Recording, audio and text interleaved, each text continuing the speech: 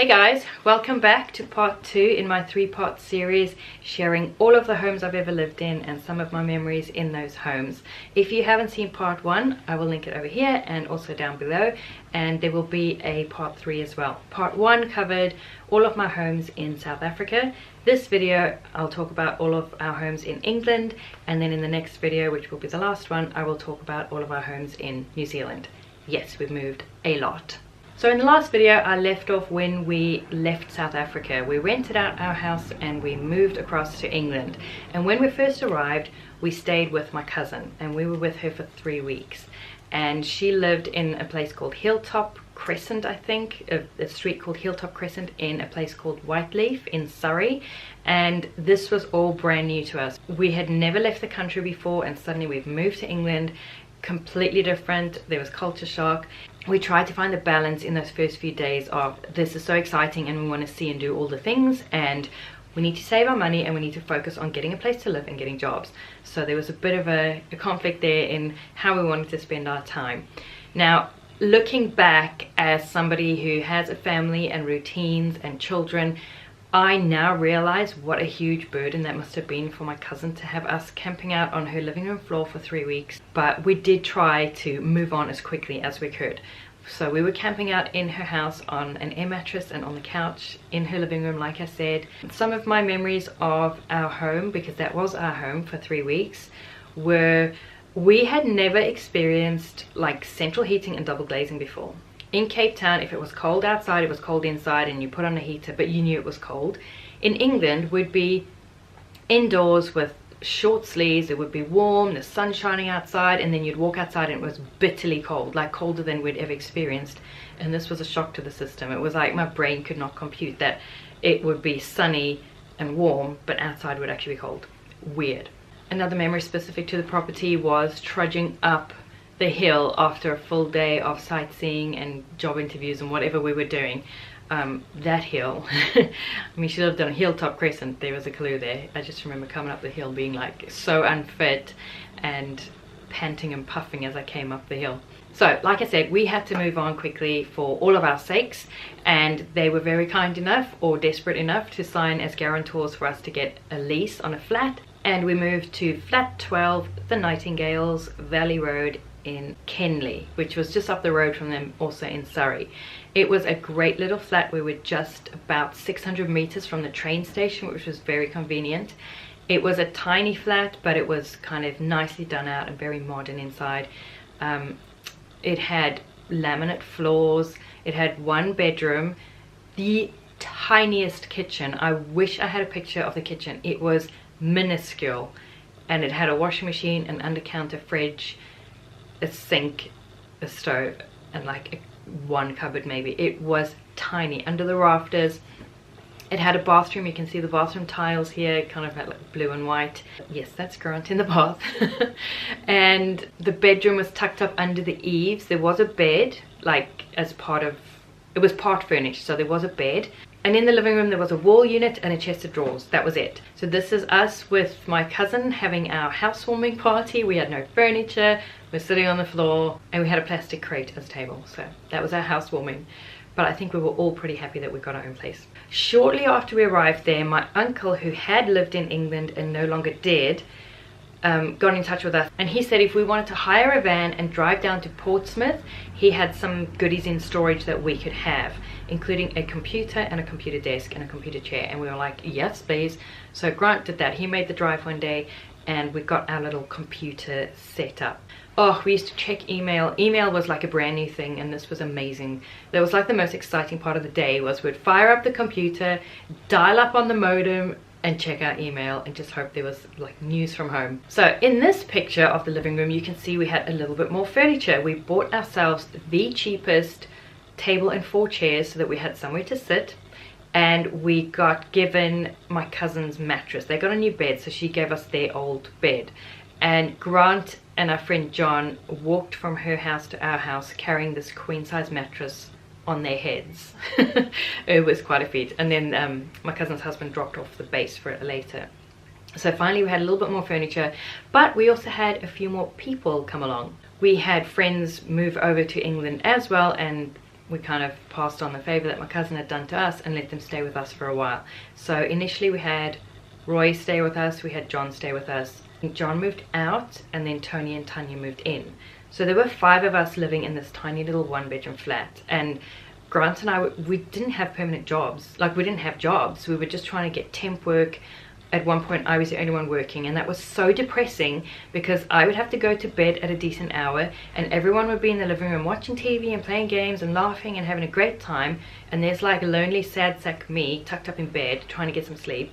And then the next morning I'd get up and be getting ready for work in the pitch dark, freezing cold, and everyone else would be snoozing away. It was just so depressing. It was nice to come home and have dinner cooked for me every night though. I remember the first snow that we experienced in England. That was exciting, looking out and seeing snow everywhere and being tucked up in our cozy, warm little attic flat. So we continued our job hunt, and Grant got a job in Caterham and I got a job in Epsom.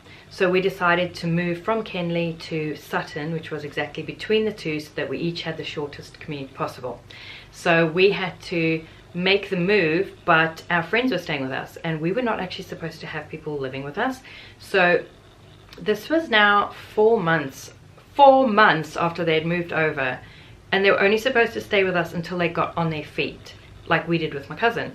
And we were kind of getting annoyed because they were like, oh, they didn't want to take this job and they didn't want to take that job, and we were thinking, you take whatever job you have to get on your feet. Like, this is not a permanent arrangement. Anyway, so in the end I had to approach them and say, look guys, we are moving and the landlord's going to be showing people, or the agent's going to be showing people around to find new tenants, and we can't have you guys living here because we're going to get into trouble, so you're going to have to move out. And they were a bit like, oh, this is a bit sudden. And I was like, you've had 4 months. Anyway, they moved out. So that flat cost us £650 a month in rent, and we only lived there for 5 months, and then it was time to move on, and we moved into 24 Clouser Close, Water Gardens, Sutton in Surrey. We had looked around for a place to stay, and property is really expensive in that area of England, and we found that this flat was £625 a month and it had 2 bedrooms. Everything else in that price range had 1 bedroom, so we thought this is fantastic.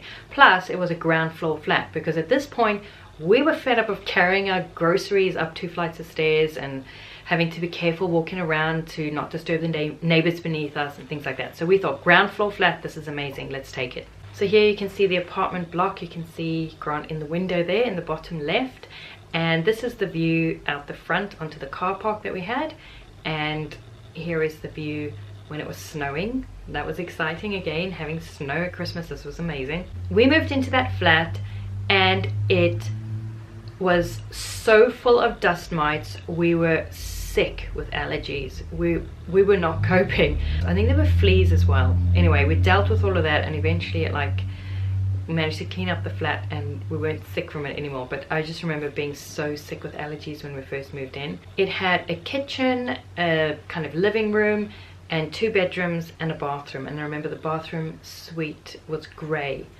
In fact, a memory I have in that property was I took a dry erase marker and inside the toilet lid I wrote "Hello Sexy" for Grant to find, which was kind of a joke because like that, we don't say that to each other, "Hello Sexy." It was just kind of intended to make him laugh. When he like lifted up the toilet seat and the lid, he would see that there, and it kind of stained and it wouldn't come off. And I remember crying because it was a grey suite. I couldn't just go out and like buy a grey toilet seat and lid to match to replace it. And yeah, anyway, he managed to get it off. One of the first things we did was remove the kitchen door. So the kitchen was a U shape. I'll insert pictures here so you can see how the kitchen looked, and it was like a horseshoe shape, and the door was obviously on the far end. So when you opened the door, it opened against kitchen cabinets and where we put our microwave. It was most inconvenient. So we removed the door from the hinges and stashed it somewhere else, and then when we moved out we just put the door back on again. There was a little what do they call it, like a pass-through, or like a, anyway, there's a little opening on the wall between the kitchen and the living room, which you can see here. And our living room was furnished with our computer desk and the table and chairs that we had, and this like metal shelving unit that we had for files. That was the extent of our furnishing. We didn't have sofas or anything like that. The bedroom had our bed. We didn't have a headboard, and we didn't have a closet in the bedroom. We had like a hanging rail, and then the spare room, I think we had an air mattress. That one had a built-in closet. The heating in that flat was ceiling heating, like radiant heating from the ceiling. I kid you not. The entire ceiling would emit heat. You know, like underfloor heating, which makes sense because heat rises. It was the worst thing ever because you'd be feeling cold, your feet would be cold, and you'd crank up the heat and your head would just get so hot and all of the heat just kind of like swam around in the top of the room. It was ridiculous. It was the worst kind of heating I've ever had.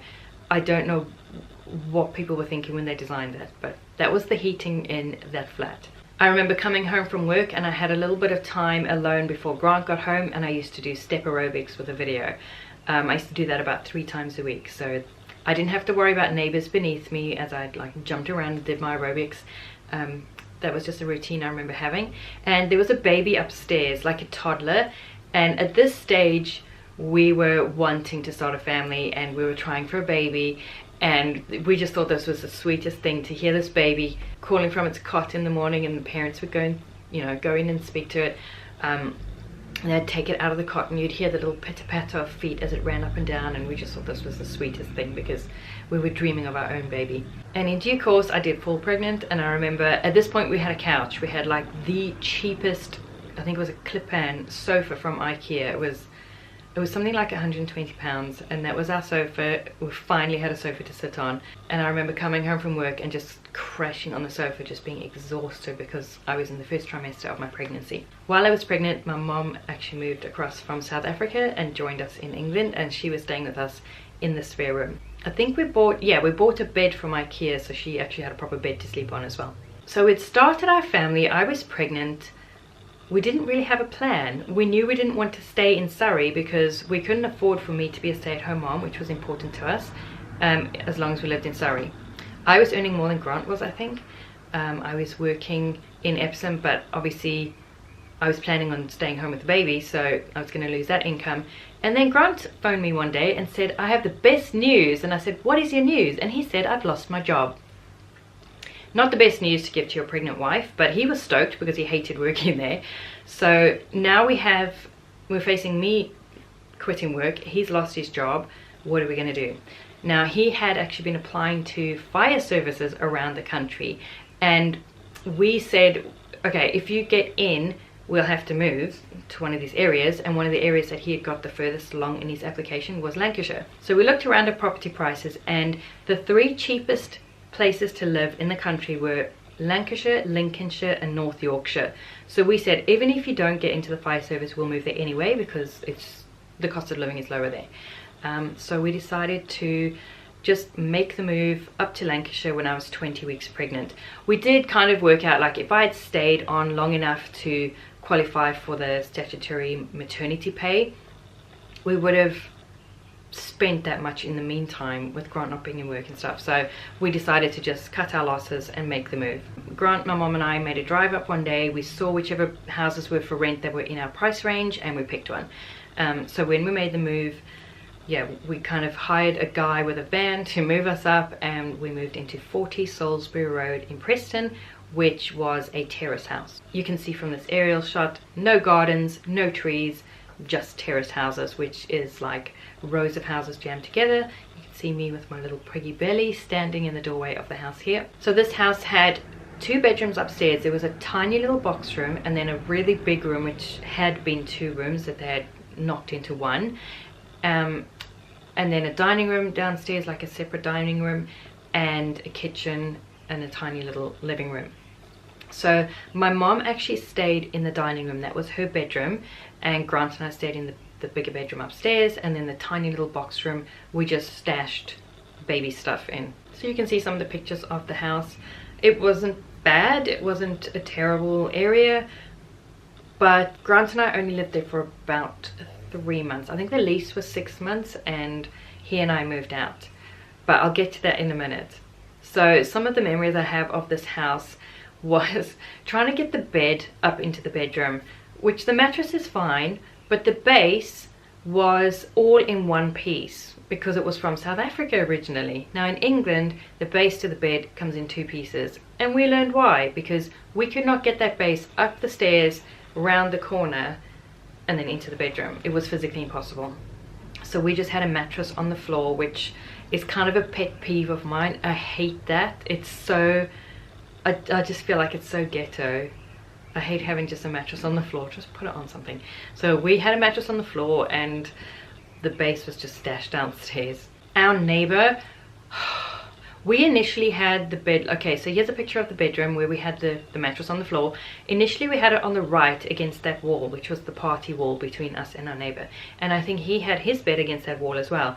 And he used to spend hours every night hacking and coughing up phlegm. It was so disgusting. We reached the point where we were like, well, you just die of whatever's killing you, because that's, okay, we didn't actually mean it, but you know what I mean. It was so disgusting and annoying when you're trying to settle down to sleep and you just hear somebody like coughing up phlegm. Ugh.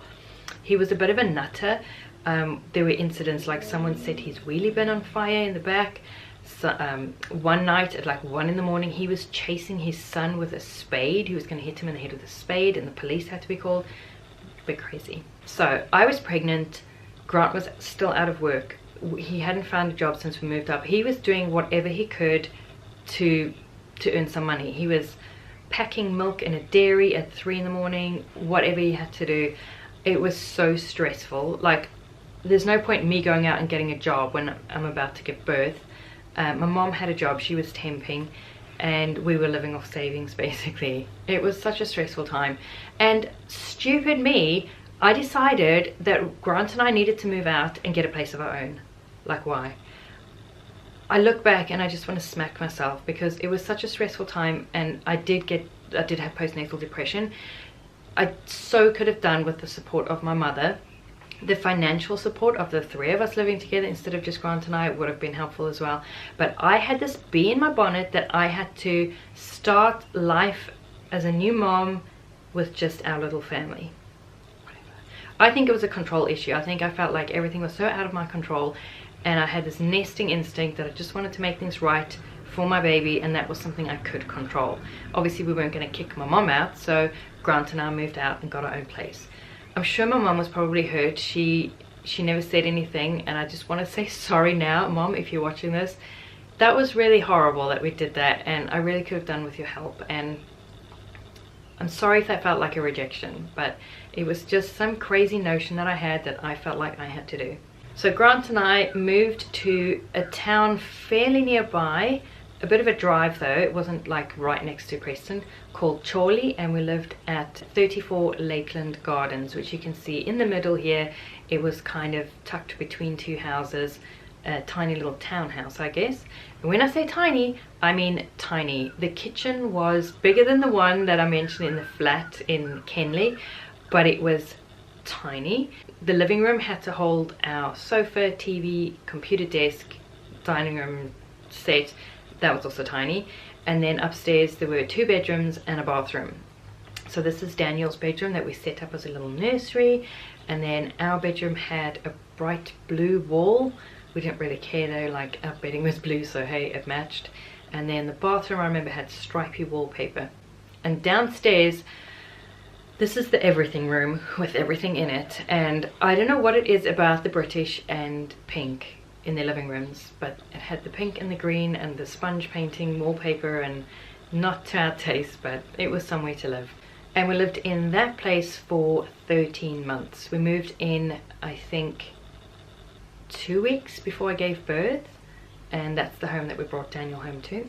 It was kind of frustrating renting, because it would have been cheaper for us to pay a mortgage, like to buy a place of our own, than we were paying in rent. I can't remember what we were paying in rent, but I remember that it was going to be cheaper to have our own place, but we couldn't get a mortgage because Grant didn't have a permanent job. At this point he had a contract job and he was working for Queen's Park Hospital in the IT department, but he didn't have a permanent job, so we couldn't get a mortgage. And it was so stupid because we were paying rent every month anyway, like they could see. Anyway, couldn't get a mortgage, so we lived there, like I said, for 13 months until our circumstances changed. That house was like a cave. It had very little natural light. It was dark and gloomy all of the time, and again the neighbors were nutters. They would scream at their kids. They had like a toddler and I think an older child, and they would scream at them day and night. The baby would cry in the night and they would yell at the baby. Like, it wound me up so much. We lived about 2 miles from the town centre, and I used to walk that every day with Daniel in the pram because I was so desperately lonely. I used to just, that was part of my routine, chuck him in the pram, bundle him up, and we'd go walk, and I'd walk around the town and then I'd walk home every single day. So eventually Grant managed to get a permanent job at the University of Lancashire in Preston, so we were able to buy a house and we wanted to move back to Preston again so that Grant had the shortest commute possible, because that's kind of what we do. We're like, why would you waste hours and hours of your life commuting when you could just move closer to where you work? So we looked at a few houses to buy, and we were getting discouraged because we didn't have the biggest budget and there was nothing great that we could see. And the house that we ended up buying, I had actually cancelled the viewing. I had thought, oh that's right, it had storage heaters, night storage heaters instead of radiators, and Grant had said he hates night storage heaters, and we were just exhausted from looking, and it was a stressful week, and we had this viewing lined up, and I was like, it's got storage heaters, he's not going to be interested anyway, and I cancelled the viewing. And when he found out, I kind of mentioned it in passing, he was like, but the house looks great, let's go and see it. So we went to see the house and it was perfect for us, and we put in an offer which was accepted, and we bought it for £37,500, and that was right at the beginning of the bubble.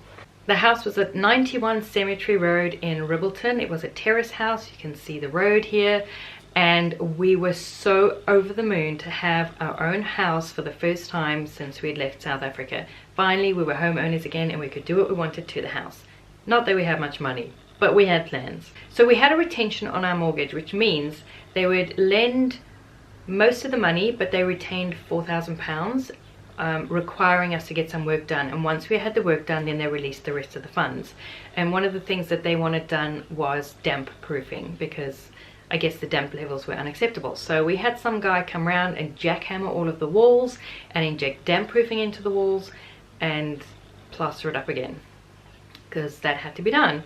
All of the rooms had this stripy carpet, and one of the first things that we did was rip out the carpet in the hallway and put down laminate flooring, like a pale maple laminate floor, which we eventually took through to the rest of the downstairs, which I'll get to in a minute. The thing that we liked about this house was it had such good sized rooms. We weren't able to find anything of this size in our price range. So it had a dining room, which was like a separate enclosed dining room. It had a living room, which then led into a kitchen extension, and upstairs there were 3 bedrooms. So this is Daniel's room shortly after we moved in. It had this weird like alcove, which it's fine, we'll put his wardrobe in there. And then we had the spare room, which was peach when we moved in. It was kind of like an old lady house. And then our bedroom, which kind of, yeah, everything looked a bit rough when we first moved in, but it was our own home and we could start decorating. Oh, and the bathroom. This is how the bathroom looked when we first moved in. Green suite, green tiles on the wall, yeah, green carpet on the floor. It wasn't brilliant.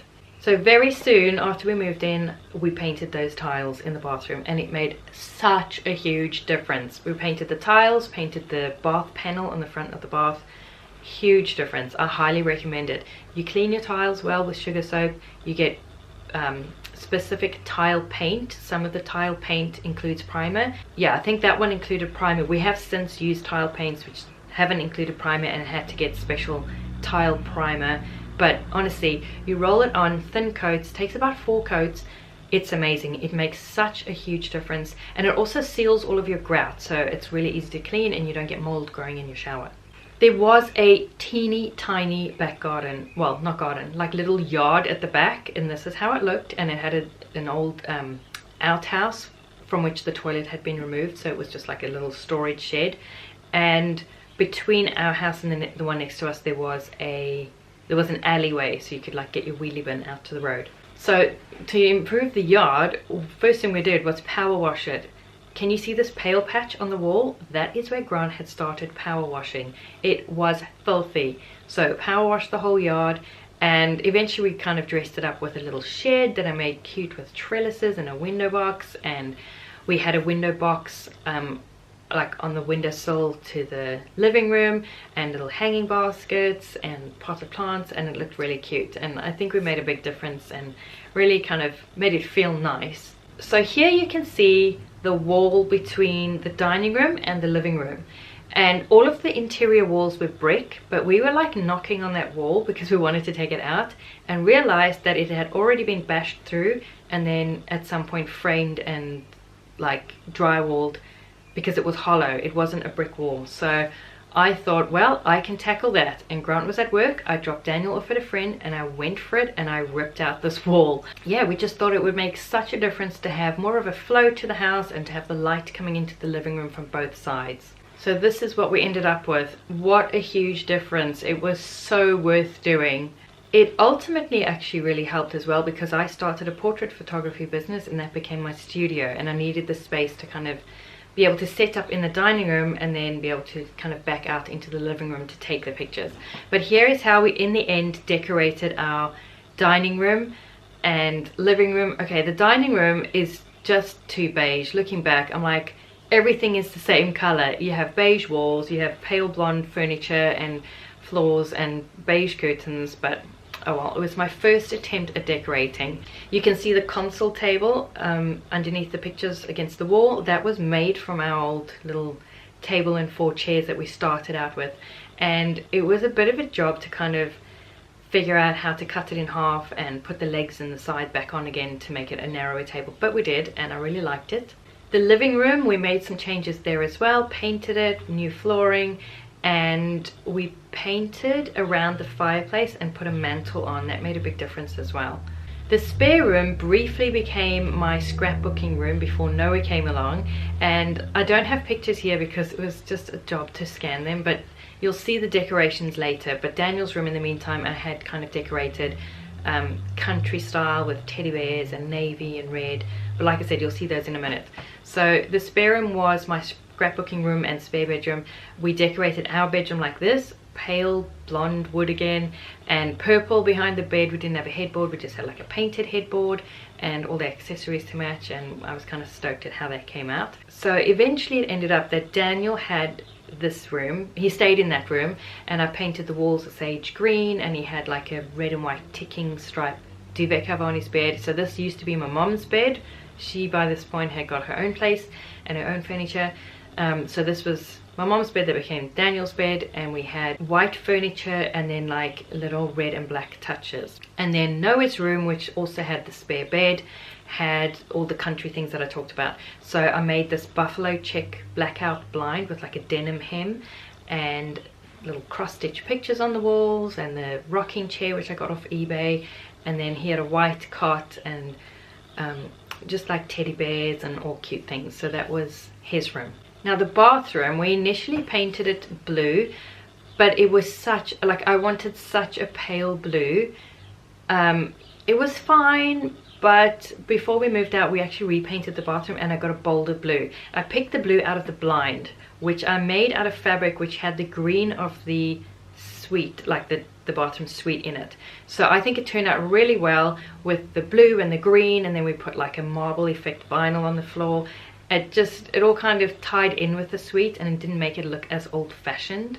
I had a bit of a like dot or circle theme going on, so the blind, and I put a little bit of decoupage on the stool that we had there and the circle on the medicine cabinet, and it all kind of tied in together. The kitchen. So the kitchen when we first moved in was kind of a hodgepodge of bits and pieces with minimal storage. It was ugly and it was dated, and when I sold my business, because I forgot to mention I had a scrapbooking products online shop, I like started my own business. When we decided to have another baby, I knew I couldn't juggle both, so I sold the business and used the money to install a new kitchen. So this is the kitchen we put in, and I'm like super proud of it.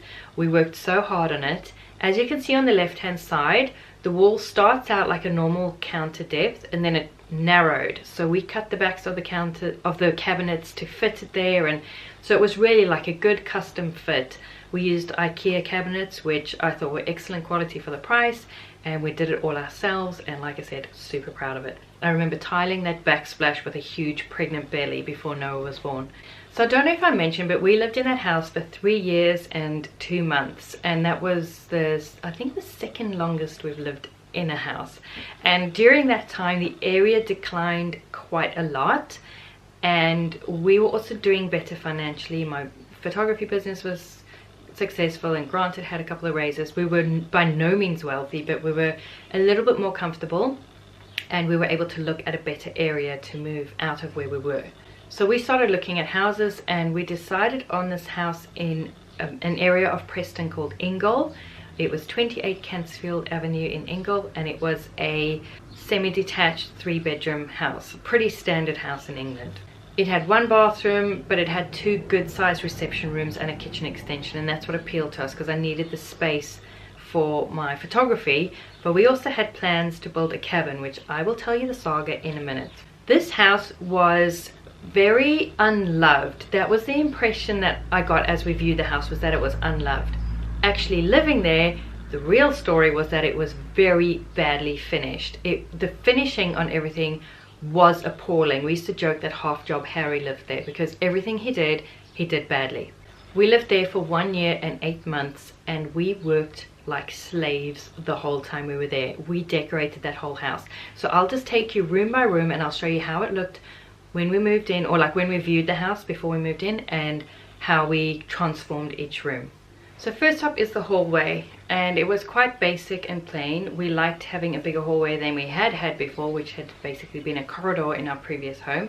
So what we did in the hallway was paint it blue and install some bits and pieces. I had like a little chalkboard on the wall and a mirror, and we used a Billy bookcase from IKEA to replace the like electricity board cabinet. We kind of cut out the back of the bookcase and installed that instead, and then a second one on the end of the hall, so it kind of matched, and I had little baskets on it, and we were really pleased with how it looked. We replaced the floor as well. We replaced all of the floors in the entire house. We left the stairs carpeted though. So moving on into the living room, it was quite basic, nothing terribly offensive. Had a little bay window. It had a really weird random window into the hallway with like leaded glass, which we just kind of boarded up on the hallway side, and in the living room, as you'll see in a minute, we drywalled over it. So we patched that up, and then I wallpapered like a textured paper over that wall, because obviously we're not professional plasterers, and while we did our best to patch up the hole where the window had been, you could kind of see it as the light came in from the window. So I put a textured wallpaper on that wall, and that made all the difference. So in the living room, we put in new flooring, and I got new curtains, and I painted the gas fire. So it had just been like a beige color, and I just painted it with heat tolerant black paint, and the surrounding as well, which I think made it look a little bit more modern. Leading from the living room to the dining room, there was a big open archway which we really liked, and the dining room was quite long as well. So what we did in the dining room was added IKEA kitchen cabinets to one end to make like an office area, because I was like running my business. It was really successful, and I spent a lot of time editing photos and that kind of thing. So that was our office area, and then we had our dining table, and we put a mirror on the wall and a shelf, and then the other end of the room had a black cast iron stove. We took that out and sold it because the kids were just messing with it. We never used it, so we just kind of boarded that hole up, and that end of the dining room was just extra storage, and we'd put the treadmill there and like put clothes, horses with clothes, whatever. So it was quite a nice functional space for us. Now the kitchen, it was awful. When we first moved in, it basically had nothing in it. Like on one side it had a row of really cheap crappy cabinets and a fridge and a stove and a sink, like all in one row. And then on the other side of the room there was nothing. There was this like breakfast bar situation. There was no storage, there was nothing. So we gutted the kitchen, and we put in a new one from IKEA, which obviously in England you can do that because it's so inexpensive, but here in New Zealand you cannot, because it is just way too expensive, or I would have done my kitchen long ago. Anyway, I digress. So we gutted the kitchen.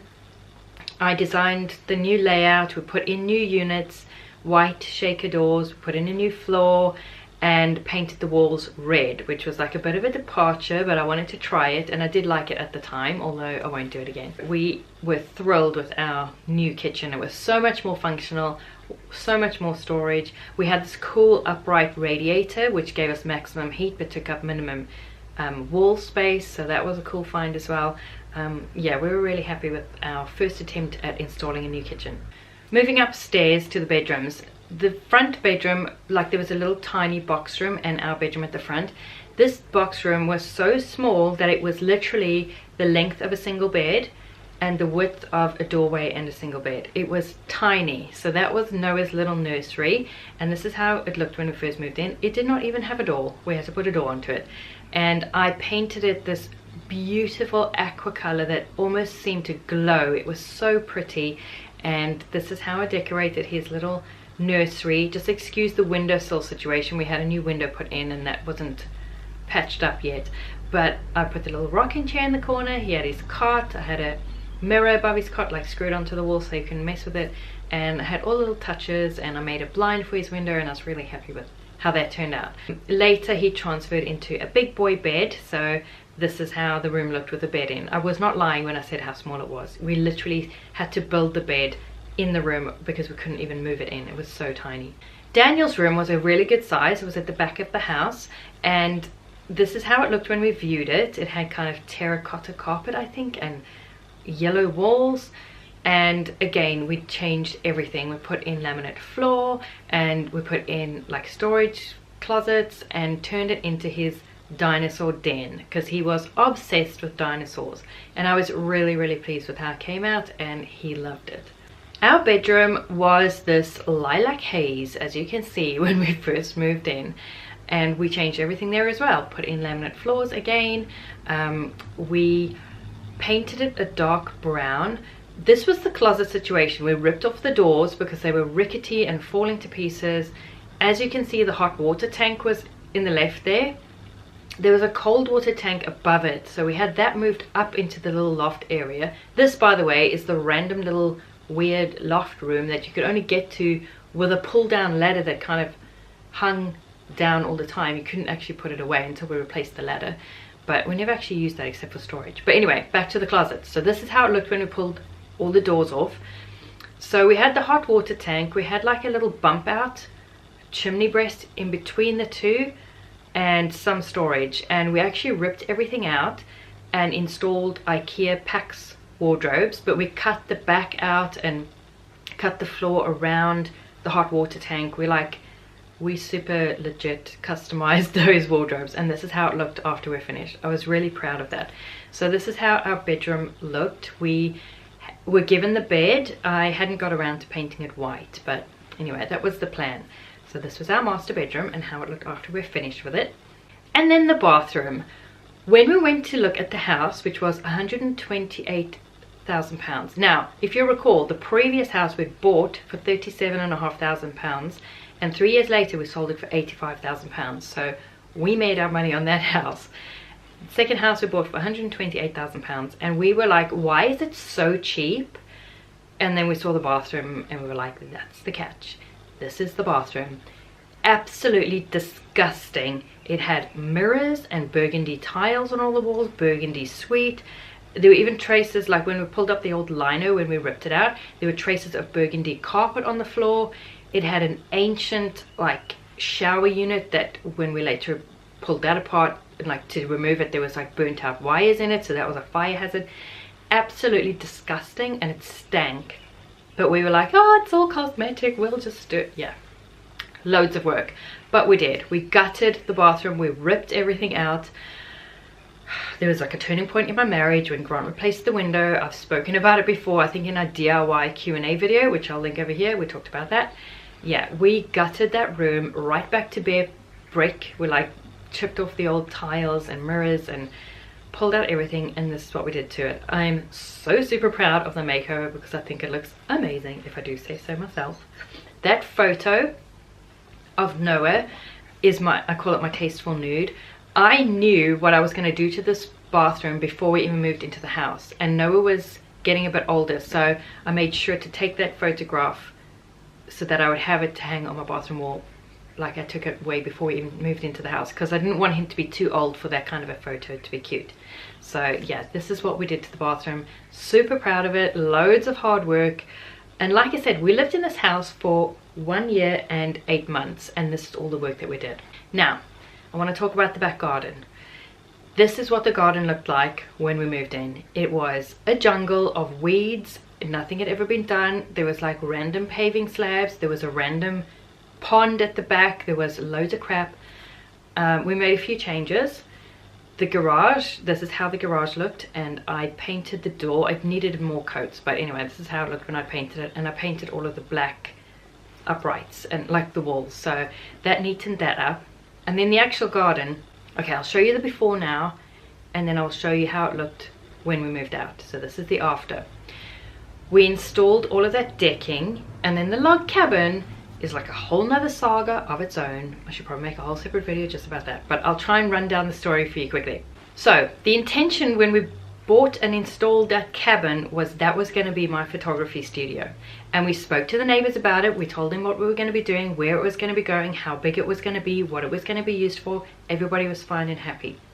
As far as we knew, we didn't need planning permission because you're allowed 70 square meters in addition to the house before you need planning permission, something like that. And we thought, oh, this falls within that, so we don't need to get planning permission. So we had the delivery of all of the pieces of this cabin. We'd stashed it all in the garage, waiting for the weather to be right to be able to start building it. We began laying the first like footings of the cabin, and then the neighbors saw it and they were like, hold on, we're not happy about this. And we were like, you tell us now, you saw us building the deck, you knew how big it was going to be, we spoke to you about it, you can't come and complain now. And they actually went to the council and complained about us. And so this dispute was opened, and an inspector came around, and then he told us that because there was a kitchen extension on the house, that ate into some of the 70 square meter allowance, and we did actually need planning permission to be able to build this cabin. Complete nightmare. So everything was put on hold. By now the weather's getting worse and worse and worse. We were going into winter while we're waiting for our planning permission application to be reviewed. It took every last day of the 12 weeks to be reviewed, and they came back giving us permission to build a cabin. So we were allowed to build a cabin, but we were not allowed to use it to run a business, which was the whole point of the cabin. So we went ahead and built it because we had started, and we, you know, the stuff had been sitting in the garage. It was starting to get damp, and we thought, let's just build this cabin. We can make a separate application to appeal the business decision, which we never in the end did, because the next thing that happened is Grant got a job as a police officer, and he was assigned to a division, to Western A division, which was about half an hour drive away. And like I mentioned earlier, we don't do commutes. We just don't see the point of wasting time commuting, so we decided to move into that area. Now this is round about when the property market was tanking. This was the end of 2008, so we had trouble selling the house, and we actually put tenants in and rented that house out. Right before we moved out, like days before we moved out, a pipe in the wall burst, because, you know, we're not under enough stress at the moment. I was at my wit's end. I was like, I can't take this, this is the last straw. But my dad was visiting, and he and Grant managed to fix it and patch it up, and yeah, so we began looking for a house. Now, Grant's parents had been wanting to invest in a house in England, and so we talked to them and we all decided to go in on a house together. It suited them because the property they were buying was not going to be standing empty, because obviously we'd be living in it, and it suited us because we had a bigger budget and we could, you know, have more of a choice of houses. So we in the end bought 104 St Andrews Road South in St Anne's. It was a 5-bedroom, 3-bathroom end of terrace. I say 3-bathroom, it was 2 full bathrooms and then like an ensuite shower room with a cellar. And we lived in that house for 3 years and 5 months, which makes it the house that we have lived the longest in. Although 2 years of that we were trying to leave for New Zealand. So anyway, I'll get to that in a bit. When we went and viewed this house, Grant and I fell in love, partly because it was so neutral, beautifully finished, blank canvas. We were burnt out with DIY. We did not want to pick up another paintbrush or hammer or screwdriver. We were done. So this house really appealed because a developer had come in. I think it had been converted into flats, and this developer had come in and converted it back from flats to a house and finished it nicely, and then there had been a family living there, and then we bought it from them. So we bought this house for £245,000. I do actually have a full house tour that I filmed in this house, so I will link that over here if you want to go and have a look around, but I will again just take you through the rooms and talk about what we did in all of them. It was a great house. It was 6 minutes walk from the beach. It was just a walk down the road to get to the high street, which was also where Grant's station was, where he was working from. It was a short walk to the school. It was great. It suited us perfectly. Another thing that appealed about this house is it had 2 big reception rooms plus a dining kitchen, which meant that one of the reception rooms could be used for my photography studio. So coming in the front, there was a tiny little entrance vestibule. It had beautiful moldings, original Victorian tile floor, and then you opened the next door into the entrance hallway. So this is how the hallway looked. We kind of put in shelf and a little bench and decorated a few things there. Nothing crazy. We didn't have to paint, we didn't have to put in new flooring. It had like a laminate floor. And then the front room was my studio. So this is how I had it kitted out. I had client pictures on the walls, I had pull down backdrops, I had places to store my lights, and then my desk area was there as well, where I could do all of my editing and all of that sort of thing. And there was a bay window that I bought this beautiful bench to go in, and I was so happy with how it turned out. Moving into the next room, which you went through some French doors, was the living room. It was quite a dark room, but because it was a living room, like you watch TV there and stuff, it didn't really matter. And this is how we decorated it. Just again, very simple. I made some Roman blinds to go on the windows. We painted the fireplace white because it had been just painted the same color as the walls. And yeah, just put in like a bookcase and some artwork, and yeah, it was really comfortable, and we were happy with how that turned out. And again, because we didn't have to do too much to it. The kitchen was kind of amazing. It was light and bright. It was long, so it had the kitchen down on one end. It had the dining area down on the other, which I decorated with some pictures and a little shelf. And I loved that the fridge was integrated and the dishwasher was integrated, so it just looked like kitchen cabinets, but they were hiding in there. And then there was actually a cellar as well. So you went down some stairs and there was 2 areas. There was this weird little room, we just put our recycling there, and then there was a big room, and that's where Grant had his weights bench. We just had things stored there, and we had our laundry there as well. Now the drawback to this was we used to go down 2 flights of stairs to put on the washing, up 3 flights of stairs to hang the washing on clothes horses on the top floor, which we'll get to in a bit, and then down another flight of stairs to put the washing away. So that was like a little bit of a nightmare. Going upstairs, there was a good sized bathroom, which is kind of unusual for England. Usually the bathrooms are really tiny, but this one was a great size, had a bath, a basin, and then a good size walk-in shower. And then up some more stairs, and the boys' room was the first bedroom. So they shared a bedroom on the same level with us, because the top floor was Grant's parents' domain, which I'll get to in a bit. So the boys shared a room, and I just kind of added a few decorative touches.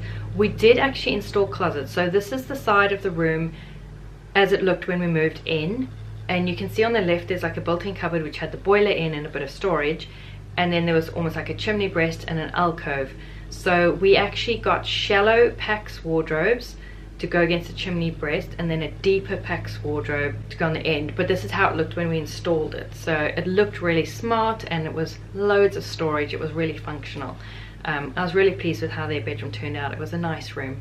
And then going into our bedroom. So originally this would have been 2 bedrooms, but the developer had joined it into one and then added a little ensuite in the corner. And I loved decorating this room. We added the PAX wardrobes again, and it was just so spacious, and it just felt really luxurious to have that amount of space and to have an ensuite as well. And then the top floor, which I called the penthouse suite, that had another 3 bedrooms. So the first bedroom we turned into a kind of living area for Grant's parents, because they would come over and visit us and stay for like 2 months. So then they had their own space, and they could be comfortable and prepare their own meals if they wanted to. And so we had like a kitchenette area on the one wall, like under the window, and a table and chairs, and then a couple of armchairs. And then the next bedroom was the spare room, and this is how we decorated it. Before we actually left the house, Daniel got fed up with Noah's shenanigans at bedtime and ended up moving into this room. But this is how we decorated the room as a spare bedroom. And then the last room was Grant's parents' bedroom. So the bed that we were given these chests of drawers as well, and I think it turned out quite comfortable. They seemed happy there. And what we really liked about this house when we were viewing houses is a lot of the houses that had 3 levels like that, the top level was very much under the eaves, whereas in this house it kind of felt spacious and you had full head height and you weren't really kind of tucked, like ducking under slanting ceilings. So it was a really nice house. It suited our purposes really well. So in the back we didn't really have much yard space. We had a tiny patch of patio, which I'll show you here. We did actually grow vegetables. I had loads of pots with vegetables. So this is what the kitchen led out onto. And then we had this weird like angled portion with gravel, which Grant put down paving slabs. And then there was this back section. This is how it looked when we moved in. It was very open onto the back alleyway. So we put in some fences, we contracted that out, but we had some proper sturdy fences and a gate put in there. And so I sowed grass and planted little bits and pieces, some flowers and things, and we made a little back garden of it. We put a trampoline in for the boys, which I think this was like an 8-foot trampoline. It was small, but as you can see it took up all of the space, but they enjoyed it and you know, we had some fun.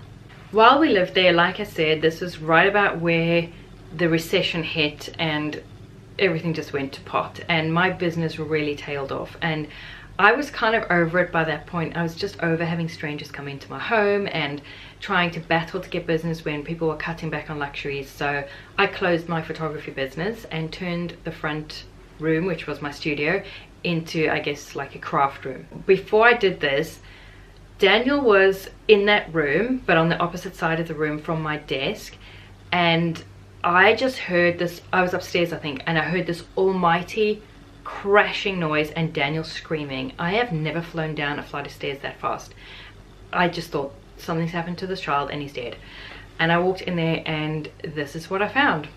The cabinets, which we had screwed into the wall properly with long screws and roll plugs and everything, had all fallen off the wall and just taken chunks of the brick out with it because the brick was just so old and soft. And luckily Daniel had been on the opposite side of the room, so he screamed because he got a fright, not because he got hurt. But man, if any of us had been sitting there, I think we would be dead, because like this is what a chair looked like after it got smashed to pieces by these cabinets falling. It was such a mess. So we cleaned it up, we patched up the wall, we painted that room and turned it just into like a craft room. While we were living in that house, we began making plans to move to New Zealand, and it took us 2 full years for Grant to get his job and for us to get our residency and all that before we could move. And during this time I was just so itching to go and so itching to move that I just needed to move something. So I ended up switching the living room and the craft room, because at that point it didn't make sense for the smaller darker room to be our living room and this massive front room to just be like a playroom. So yeah, I switched it. So this is how what used to be the lounge ended up looking with the computer desks and the craft table and things, and this is how the front room ended up looking as a living room, which I think it turned out really nicely. I was really happy with that, and we were quite comfortable enjoying that as a living room until we moved to New Zealand, which eventually happened. So we had somebody come and pack up the whole house into boxes, put it on a container and ship it away. And this is how we lived in the house for the last 6 weeks before we left England. We were just using bits of furniture that we weren't planning on taking with us and things that people had lent us, and just basically waiting to go, just marking time. Eventually we made the move to New Zealand, which takes us into the next video in the series. So I'm going to end this video here. Please come back again for the next one, which will be all of our homes in New Zealand, of which we've had 3. And I hope you enjoyed watching this and hearing a little bit about our first forays into DIY and decorating and all that jazz, and seeing a bit of an insight into the homes that we've had. Thanks for watching, and I'll see you next time.